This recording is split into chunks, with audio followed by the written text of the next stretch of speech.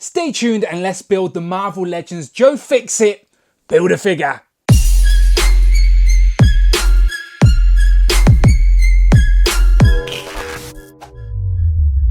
Pow and welcome back to the channel, Dan Who Reviews. As always, my name is Dan W. Make sure you are following me on Instagram at It's Dan Who. And today we have come to the end of yet another Marvel Legends wave. And this time it is the last wave of 2020. It is, of course, the Gamerverse Wave 2, aka the Joe Fixit Build-A-Figure wave, as the Joe Fixit is technically a Gamerverse figure, as it is a skin of the Hulk from the game, but you can sort of fudge it into your comic displays. At least that's what us collectors are telling ourselves. So to get the Build-A-Figure, you will need to buy all of the pieces you see on the table in front of me, and to do that you will need to buy all of the figures in the wave, which include Iron Man, Captain America, Falcon, Jocasta, Kang, and Thunderstrike. You buy all 6 of those figures, then you will have all 6 of these pieces you see on the table, and you, like me, will be able to build Joe Fixit. So it's obviously very self-explanatory. It's a guy in a suit, so I shouldn't need to show you how this works. Head goes where the head goes and the arms and legs go there. So I'm going to do it off camera because I'm going to need some off-camera magic to get this working. But I will be back right now. Pow, and here we have Joe Fixit all built up, and I definitely needed some behind the camera strength to get this guy together. The feet were really stiff, but it seems to have all went into place nice and sturdy, and this looks very, very nice, I'm not going to lie. So a lot of people thought this was just going to be a reissue of the Kingpin body, as it essentially is just a big guy in a suit, but it does seem to be a lot of new pieces, not just a straight up reissue of that. So I will do a comparison of that, but just overall it's very nicely done. Now, as I said, this is a particular skin for the Hulk from the PS4 Avengers game. So it's not technically a comic version of Joe Fixit. As I said, my mind's eye version of Joe Fixit is grey with a white suit when he's a bodyguard, and there's that famous cover where he's standing next to Puck. But this still could work in your displays. I'm sure we might see the reissue of this down the line anyway, considering it's a new mould. But what is controversial is this is like that situation where people are like, what colour is that dress? Well, what colour is the Hulk? Is he grey? Is he green? Let's zoom in and see if we can make our mind up. Okay, so you tell me. That looks greenish grey to me, or greyish green. Do you know, like, I can't decide. You let me know in the comments, what colour is this Joe Fixit? Is he green? Is he grey? Or is he somewhere in the middle? From some lights it looks grey, and then from other sides it's definitely green. I can't figure it out. And it's the same with the face, obviously. It looks grey sometimes, and then sometimes it looks green. Really hard to figure this out, people. But while we're zoomed in, let's just take a look at him as a whole. So this suit is all fit together. It's all glued there. It looks like there's a button undone, but it's actually still glued. The tie, though, and the collar are a separate piece. So if you take the head off, that will come off as well. Like, maybe I should just show you that. So there's that. So the tie and collar will come off. And if you wanted a more casual Joe Fixit, you could do that. But the tie and collar do obviously work a lot nicer. There's a bit of red there. Let's get this back on there. So that tie sort of fits. Well, it does fit. There you go. Fits in the gap. Let's get his head back on. And he's got the fedora. Now, the fedora is obviously glued to the head, so you can't take that off the Hulk head. That would have been a nice touch if you could take the hat off, but you can't. He's got his pocket chief type thing, and then the rest of it is just a blue, dark blue suit. Shoes seem to be new mold as well, and you can see a little bit of the white cuffs under the shirt, and then no interchangeable hands, so we're just going to get 2 fisted hands. But again, for Joe Fixit, I think a set of fisted hands is the better option out of all the choices we've got. But yeah, this looks nice, people. The articulation isn't bad at all either for such a big figure. So you will go out that far. There is a single joint at the knee, but it does go past 90, it seems. The arms will go out a little bit. There's a single joint there, not double joint, but it, again, still works. Head, you get a little bit of range. So for a big, bulky character, you can still get him into some decent poses, I'm sure. But yeah, not crazy articulated, but still, for a Build-A-Figure, cannot complain. Definitely been worse, but there's been better. But yeah, not bad for what it is. Again, technically a Gamerverse figure, it's fine. Hopefully we will see a repaint of this or a redeco of this where it's the white sort of suit with a more grey. Again, Hasbro were very clever with what they've done here. Is it green? Is it grey? Nobody knows. And I think they've done that intentionally, because in the game, I believe it's grey, but the Build-A-Figure here has definitely got that greenish grey tone. So yeah, definitely a case of controversy. What colour is he? But other than that, Joe Fixit looks pretty good.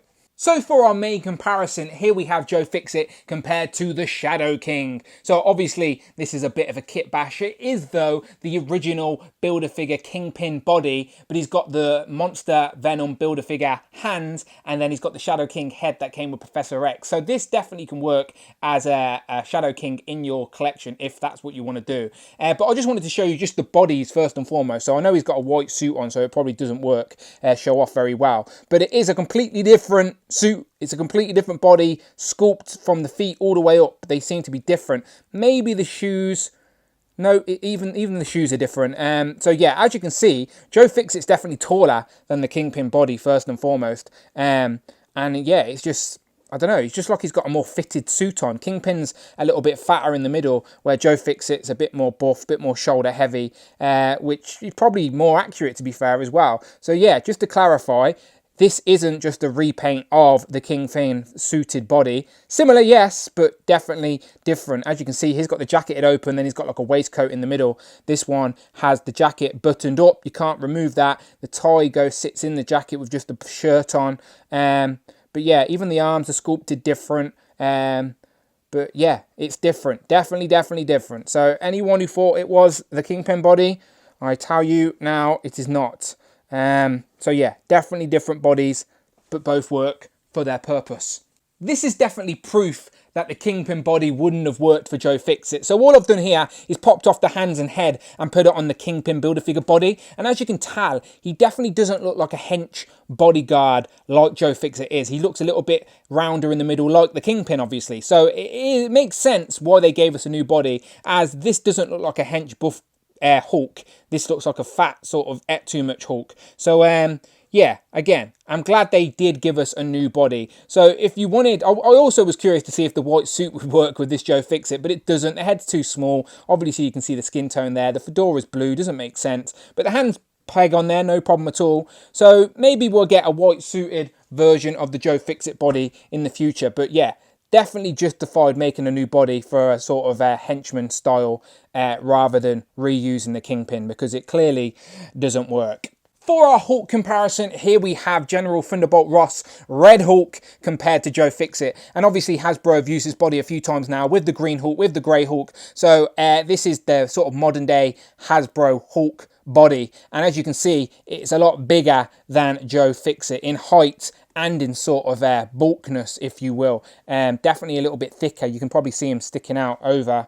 Yeah, there you go. You can see it a little bit. But yeah, definitely bigger, chunkier, and it works for Hulk. So I don't mind Joe Fixit being that little bit shorter, as it is obviously Grey Hulk in a suit, a little bit more trimmed, as is a bodyguard in Las Vegas and all that good stuff. So yeah, but now I'm just very curious how General Thunderbolt Ross will look in a suit.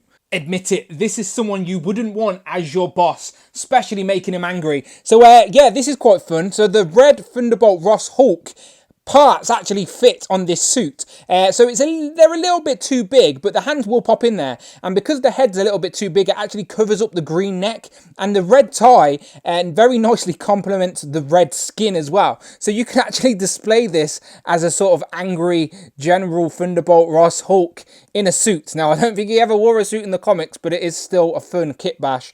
Yeah, I've not seen anyone do this yet, so I just thought that looked pretty fun. So yeah, General Thunderbolt Ross as your boss. Anyone who follows my channel knows my relationship with AOA is a complicated one. But here we have the AOA Apocalypse, and a lot of people have been using the alternative head to put on this body, as apparently in the Powers of X storyline, Apocalypse is seen wearing a suit. So let's try it. And maybe he suffers from baby hands, but it's another possibility for you customizers out there. So yeah, this body's definitely got plenty of reuse, and I'm curious how Hasbro use it in the future. But for now, you can kit bash to your mind's content. And then lastly, here we have the Joe Fixit Build-A-Figure compared to all of the other figures in this wave. So overall, people, not a bad wave of tool. Definitely some desirable comic book characters to your display. I honestly could have personally skipped some extra repainted Gamerverse figures, but I suppose I will find room for this Gamerverse Joe Fixit, or at least I can kit bash it into something else. Who knows? But Hasbro are definitely going to find reuse for this body somewhere in the future. So yeah, curious to see where that is. But overall, people, for the last wave of the year, not a bad little wave. So obviously I'll save my ranking for a different video, and a top 10 is coming up. So a top 10 Marvel Legends of 2020 is coming up on the channel very, very soon. So stick around and we may even see some of these figures in that list.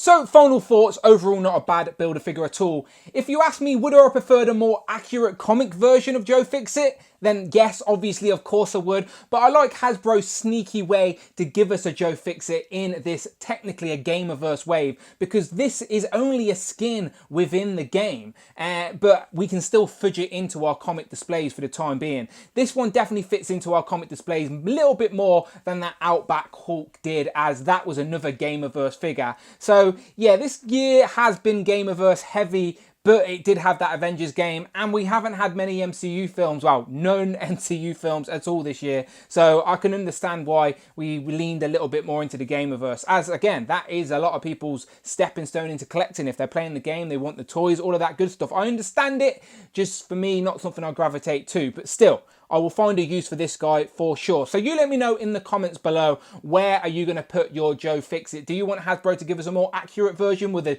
definite grey skin and the white suit to stand next to your puck? Let me know in the comments below as always. But you know what to do. Find the videos tab, find the playlists, but most importantly, please, please, please hit that subscribe button. Thank you very much. And if you are in this opportunity to help the channel grow, you can do that on Patreon. Links in the description below. And until then, you can follow me on Instagram and of course on Twitter at DanWhoReviews. Thank you very much. This is the last wave of 2020. On to the new year. I shall see you on the next one.